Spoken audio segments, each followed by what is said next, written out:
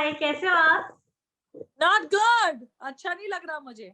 हाँ, आपको ये घर में देखकर अच्छा नहीं लग रहा है because everyone is missing you big boss के घर में बिकॉज़ फैमिली वीकेंड के समय और आप ना हो तो कितना अधूरा है।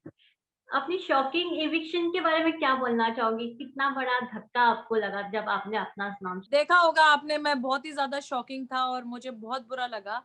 और सबसे ज़्यादा शॉकिंग ये लग रहा था कि अली, रुबीना एंड अभिनव का रिएक्शन एंड राहुल।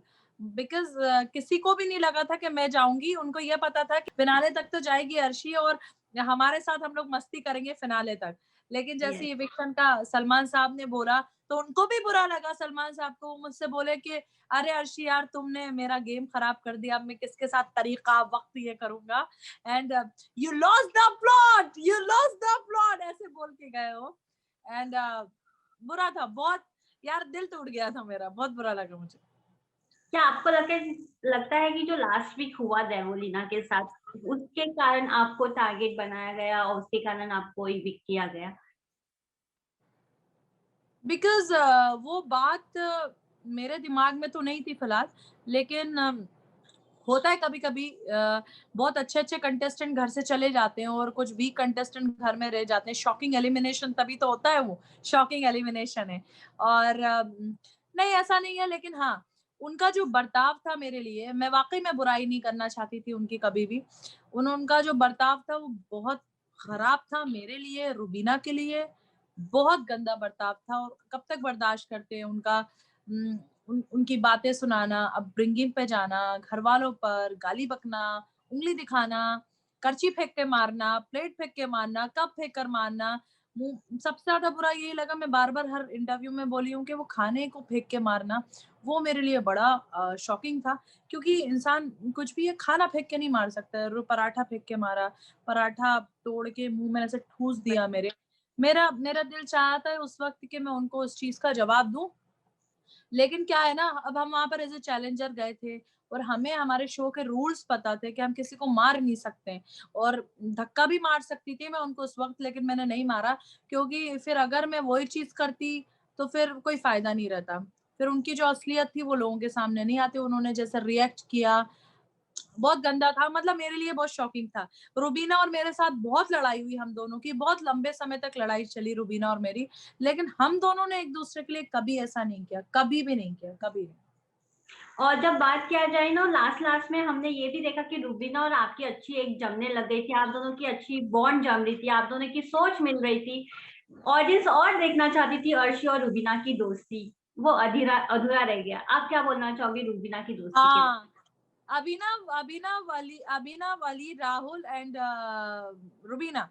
रुबीना इन लोगों से मेरी बहुत बनी। बिकॉज लास्ट के 3 हफ्ते जो थे, वो रुबीना को पता था कि अर्शी को शुद्ध घी बड़ा पसंद है, बटर खाती है पराठे का। तो जब जैसे बीबी मॉल से कुछ भी मिलता था तो मेरे लिए रख देती थी साइड में निकाल के। अगर उसको पता चला कि मैं चाय बना रही हूँ और वो आती थी बटर और ब्रेड पे लगाने के लिए, वो कभी कभी मिलता है हम लोगों को घर में, तो वो साइड में चुपचाप से ब्रेड और बटर रख के चली जाती थी मेरे लिए, देखती नहीं थी और ऐसे आंख मार के निकल जाती थी।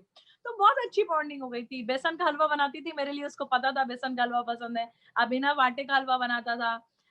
अली अपना सारा काम मुझे दे देता था, खुद कुछ नहीं करता था, काम चोर, और बोलता था सबसे ज्यादा घर में मैं काम करता हूँ। राहुल चाय बहुत अच्छी बनाता है, जबरदस्त। तो ये बहुत अच्छा बॉन्डिंग रहा। राखी के साथ मैंने देखा था कि सबको लगा कि राखी और आपकी जोड़ी काफी अच्छी लगेगी, लेकिन एंड एंड में राखी और आपकी थोड़े बहुत झगड़े होते थे, हर बार झगड़े होते थे, लेकिन पैचअप भी हो जाते थे। राखी का जो व्यवहार था आपके साथ, आप उस पे क्या बोलना चाहोगे? क्योंकि राखी हमेशा आपको आते जाते टॉन्ट मारती थी, आपके नोज पे, आपके लिप्स पे, नो हमेशा आपके बॉडी को लेकर कुछ ना कुछ कहती थी। राखी राखी कभी-कभी बहुत इनसिक्योर दिखती थी। मतलब उनका जो व्यवहार था वो अजीब-सा लगता था। देखिए, मैं हमेशा से नेचुरल रही हूँ। मैं यस, हँसती भी थी तो नेचुरल हँसती थी। मैं किसी के साथ भी जो बर्ताव करती थी, चाहे वो लड़ाई हो, चाहे शेरों के लिए प्यार हो, सब नेचुरल था। तो उनका थोड़ा-सा ये रहता था कि अब नेक्स्ट क्या? अब यस, नेक्स्ट क्या होगा? अब उनको मैं हमेशा ये समझाती थी कि रियलिटी शो है, इसमें कंटेंट फेक नहीं हो सकता है।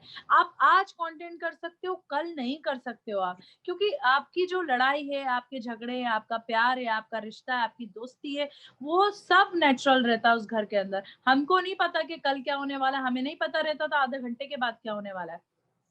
तो वो उस वजह से उनकी जो भड़ास थी, जैसे मैं हँसती हुई निकल रही हूँ अपने दोस्तों के साथ या किसी के साथ, तो वो निकालती थी, वो टॉन्ट करती थी। आपको क्या लगता है कि राखी और अभिनव का जो कनेक्शन हुआ था और राखी ने उस बात को इतना बढ़ाया था कि अभिनव और रुबीना को उस बात की बहुत सारी डांट सुननी पड़ी, लेकिन फैंस अभी भी अभिनव और रुबीना को सपोर्ट कर रहे हैं। क्या राखी ने ये सब फॉर द कंटेंट्स के लिए किया है? आपको मैं सच बताऊँगी, क्योंकि मैं उस घर में रही हूँ। शुरुआत शुरुआत के अंदर उन्होंने सिफ़ारिश की अभिनव से कि हमें ये कंटेंट करना चाहिए।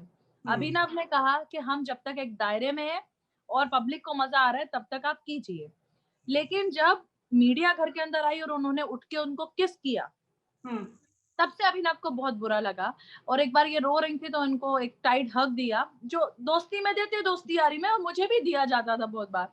तो उनको उनके ऊपर जब इल्ज़ामात लगाए, मैंने वाक़ई में ऐसे पहली बार ऐसे हस्बैंड वाइफ देखे कि लग रहा था कि एक अच्छी फैमिली से हैं। उनको बहुत इफ़ेक्ट हुआ इस बात का। अभिनव रोया, अभिनव ने मुझसे कम से कम 100 बार बोला, "अर्शी, मुझे बुरा नहीं लगा, मेरी आत्मा को बुरा लगा। मैं किस पे यकीन कर दिया और कितनी बातें सुनाई।" दोनों मियाँ-बीवी हमेशा मुझसे यही बोलते थे, "अर्शी, हमें इस बात का बहुत अफ़सोस है कि अ, हम धोखा खा गए।" हम्म। हमेशा बोलते थे, "हम धोखा खा गए, हम धोखा खा गए।"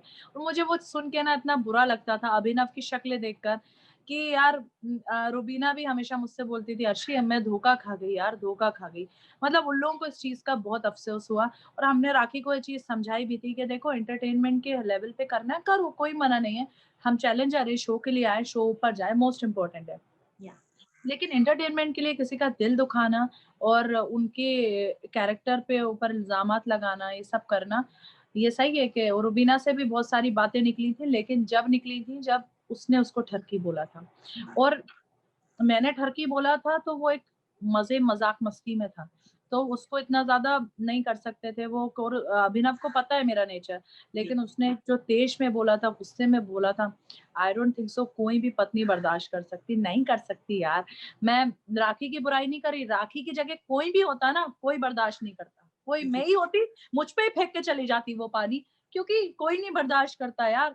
आप जिसका इतना साथ दें, आपको मैं एक बात बताती हूँ, वो लेडी रुबीना, इसका एक लावणी हुआ था मराठी सॉन्ग, उसने खुद को रेडी नहीं किया, पहले इसको रेडी किया, इसका पूरा मेकअप किया, ज्वेलरी दी, जूड़ा बनाया, मराठी साड़ी पहनाई, उसके बाद सारी स्टेप्स करवाई दोनों मियाँ-बीवी ने। मतलब फुल इन्वॉल्व रहते थे, सब सपोर्ट करते थे।